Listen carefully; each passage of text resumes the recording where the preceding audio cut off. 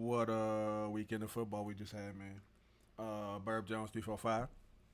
So we just had a glorious Sunday of football. Let me put the put the promo on the screen there for the Buzzsprout page in case you want your podcast in audio. There it is. There's the website you can go to and get it from all of your favorite podcast pages. It'll be there. Bird Jones 345, how y'all doing, man? We here on a Monday, so we still got we still got Monday night football to go over. But all the other games have been played, so we're just going to go over the games that were yesterday. The game tonight is the Lions and the Ravens, which is gonna be a real good game. That's gonna be some fireworks for real. But we're just gonna go over what we saw yesterday, and we had some good stuff yesterday.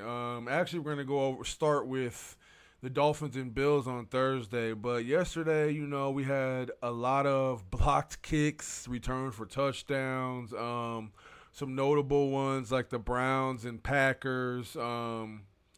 Just a real good defensive game there. They really gave Jordan Love a problem. Myles Garrett and that defense gave Jordan Love all kinds of problems. Another real close one was the Chargers and Broncos with Justin Herbert just looking like he's in MVP form. Last-minute touchdown for the win. Bears destroyed the Cowboys. The Cowboys didn't look good on either side of the ball. They possibly lost CeeDee Lamb. But another close one on here real quick before I actually go to the podcast was the Jets and the Buccaneers, where they scored that blocked kick touchdown, and so did the Eagle game against the Rams. A lot of blocked kicks for touchdowns. But the Jets coach started jumping up and down, and then Baker Mayfield is on a tear with two back-to-back come from behind wins. So a lot of fun football yesterday. But on Thursday, we had the Dolphins and the Bills game. All I really got to say about this is that, first of all, I don't think the Dolphins coach is going to make it. Excuse me. I don't think Buddy's gonna make it. He's just looking like every game he just looks like a deer in headlights. The Dolphins aren't good. I will say that this game here, they did put up a fight, and I expected them to put up a fight. I think the spread was like 13 points or something. I forget what the spread was, but I think the Dolphins covered it. I don't know if it tells me the spread on here. I think they covered it. Thought it was 13 points, but either way, the Dolphins just don't look good. Tua basically ruined the comeback with that last-minute interception he threw. Josh Allen looking like an MVP again. James Cook looking like the best running back in the league right now, which was kind of unexpected. So the Bills are just looking unstoppable. Even when they play a team that you think should give them a problem, they haven't had a problem. Of course, they played the Jets and the Dolphins, so they've really only had a strong matchup week one. But I don't think that Miami's coach is going. I think he's if he loses one more game, I think Buddy might be out. I think that he desperately needs a win. I don't know who the Dolphins play next. They play the Jets, which is a very winnable game. Now, you go out there and lose to the Jets, and I think that we're going to see the end of the Miami Dolphins head coach. I think he's going to be out of there. Sorry, I guess my voice isn't ready for podcasting today. I guess not. My goodness.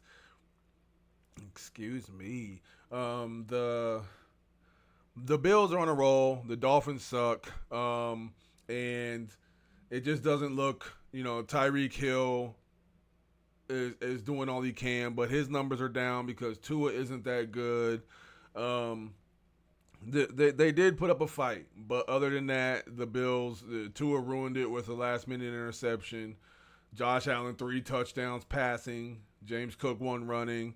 The Dolphins, I'd be surprised if they win 4 or 5 games this year. So, which is a long fall down from what they were a couple years ago. So, I think that they might be finding a new head coach soon. That's all I got to say about that game. This game here, the battle of the backups, real interesting game. Bengals versus the Vikings. Like I said on my TikTok page, Carson Wentz he's a backup, but he's a higher quality backup. The guy was a starter for many years, led his team to a Super Bowl. So, Carson Wentz is a backup who can play starter quality. And then you got Jake Browning, who threw 3 interceptions in one game and then threw 2 interceptions in this game. He's thrown 5 interceptions in 2 games. So the Bengals look bad on both sides of the ball. I will say the first 2 games the Bengals played, their defense did look okay. Here it did not, and the offense is not looking good. Jamar Chase, 50 yards. Something real interesting, Chase Brown, 10 carries, 3 yards, 0.3 yards a carry. That is absolutely outrageous. So, a lot of problems going on here. And I don't think the problems are going to get fixed until they get Joe back. And even with Joe coming back, where they're going to be in the standings. If you look at the Bengals' future games here, it doesn't look good at all. They got about 4 games until it looks like to me that they have a winnable game.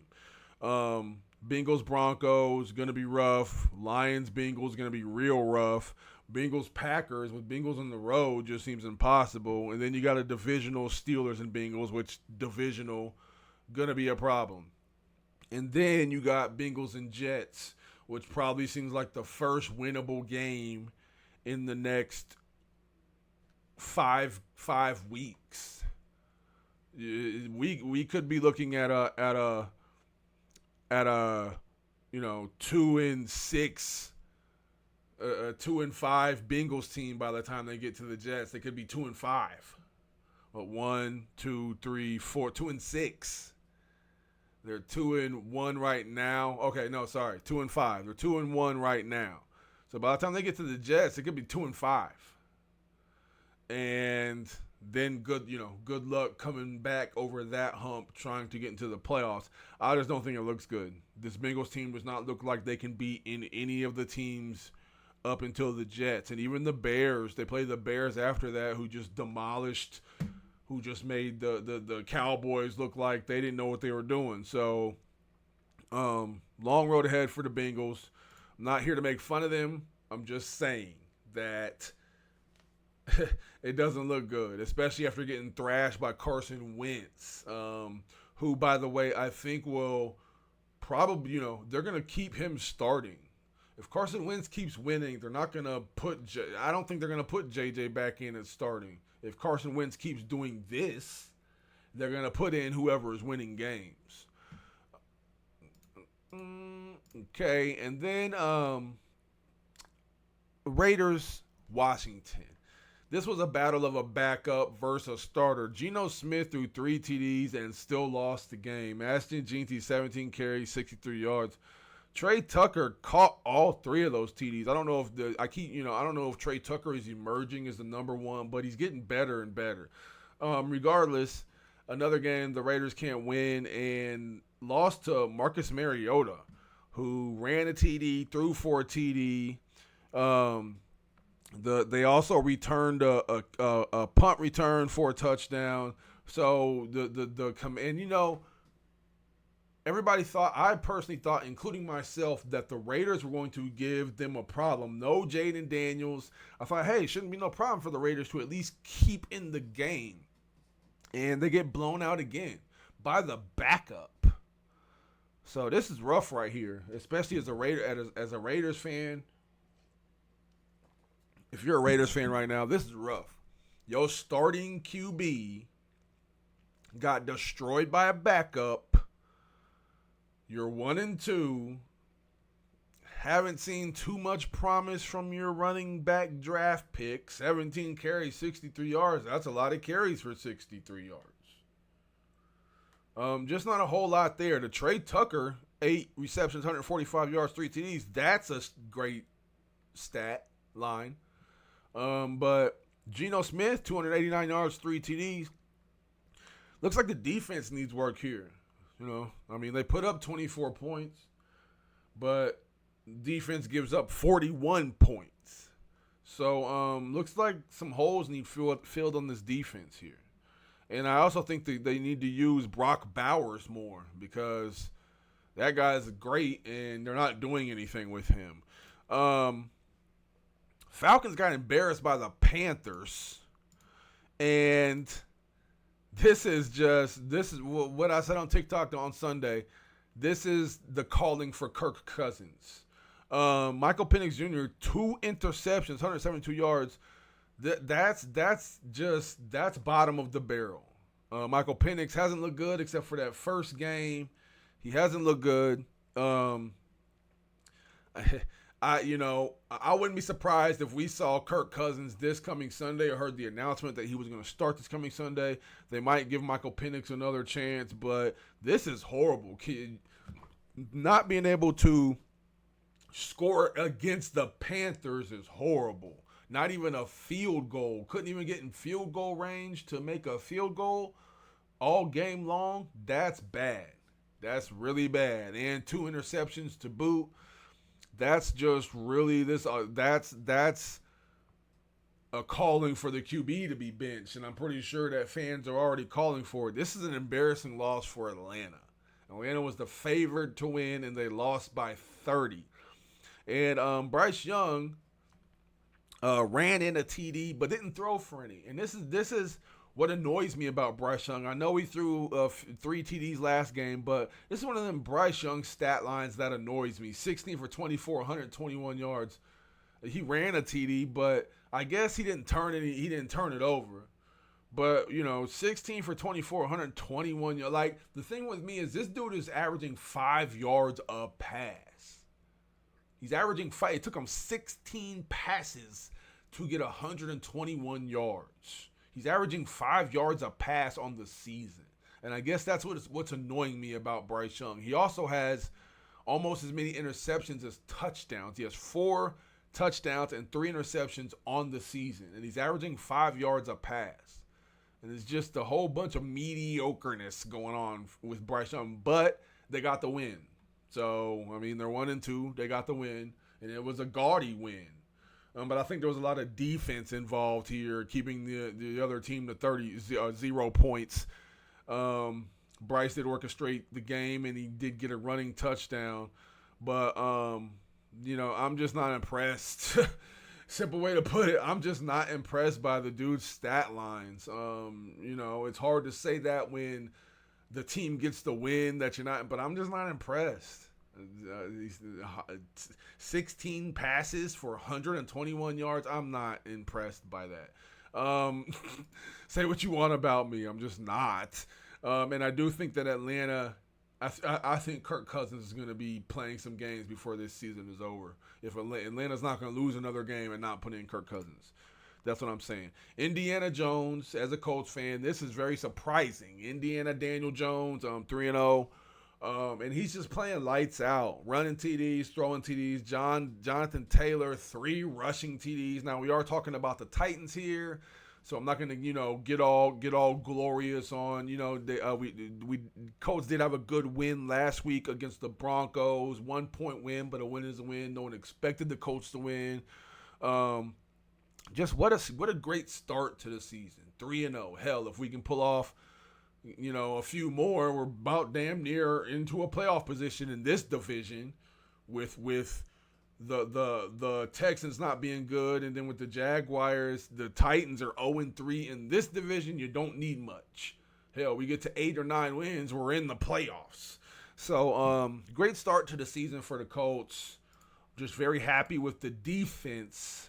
The defense has been lights out. They were lights out against Miami. They did allow those 28 points against Denver, but it's Denver.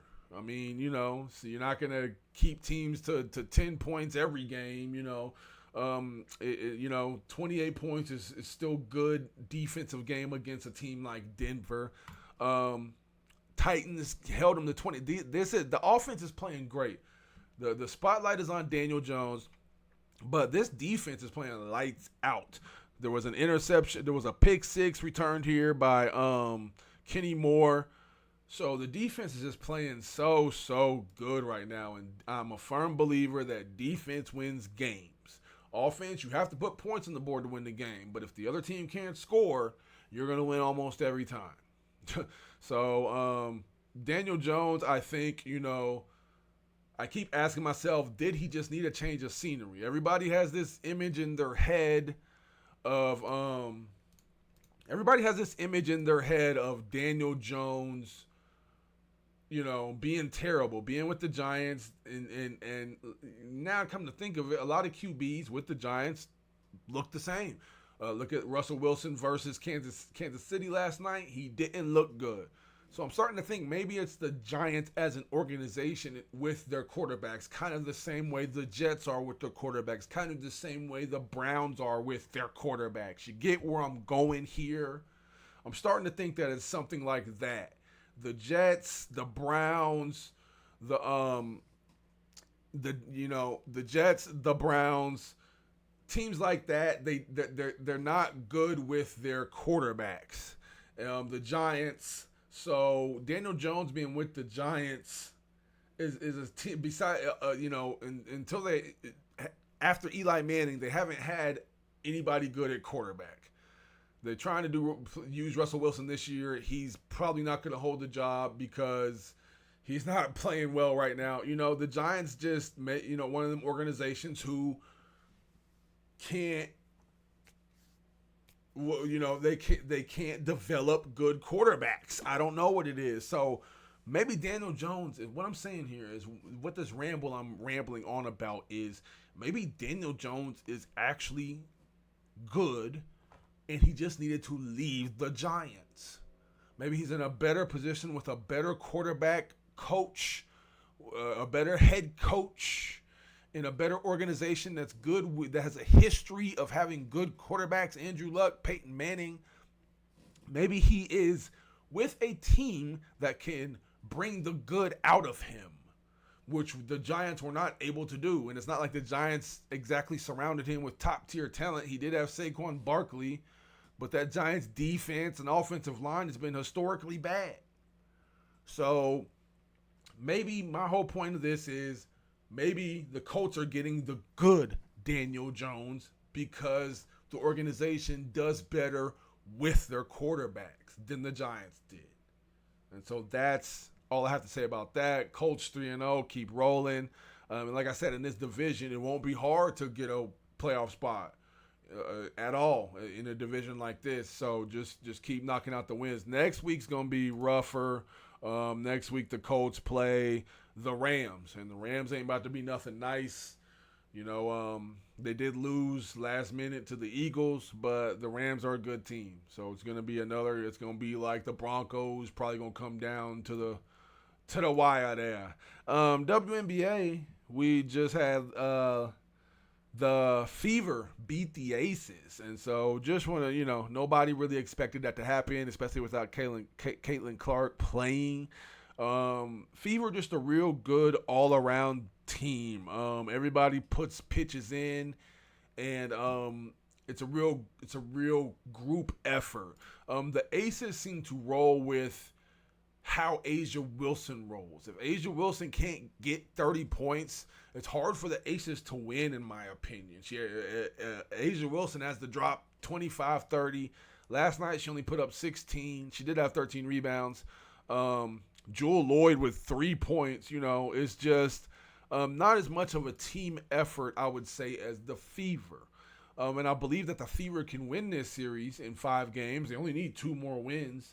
So I believe that the Aces are in trouble here. I don't think that this game was a fluke.